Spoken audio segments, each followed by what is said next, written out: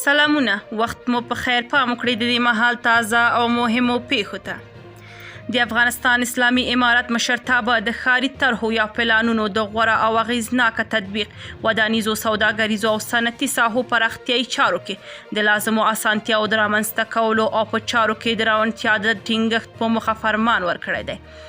یاد فرمان د اسلامي امارت ویان ذبیح الله مجاهد پر خپل ایکس پاڼه کې خپور کړی دی. د فرمان په لومړۍ ماده کې راغلي د کور او ښار جوړولو وزارت او د کابل ښاروالۍ په ګډون د ولایتونو او ولسوالیو اړوند ښاروالۍ مکلف دي چې د برېښنایي او چاپي رسنیو، د مساجدو امامانو، د ګذر وکیلانو او نورو مناسبو وسایلو له لارې د ښاري طرحو یا پلانونو اړوند لازم معلومات او تفصیلات وقتاً فوقتاً خپاره او د غوښتنې پر مهال خلکو ته ورکړي.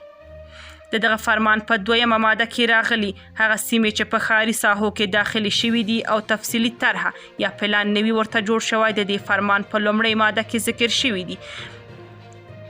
د دې فرمان په لومړۍ ماده کې ذکر شوي ادارې مکلف دي چې تفصیلي طرح یا پلانونه دې ورته جوړ او خپاره کړي. د فرمان په دریمه کې راغلي د چارو ادارې او د فرمانونو او حکمونو د تعقیب او نظارت لوی ریاستونه مکلف دي چې د دې فرمان له تطبیق څخه په دوامداره توګه نظارت وکړي. د اسلامي مشرتابه د فرمان په 4مه ماده کې ویلي دغه فرمان د توشیح له نیټې څخه نافذ او په رسمي جریده کې دې خپور شي.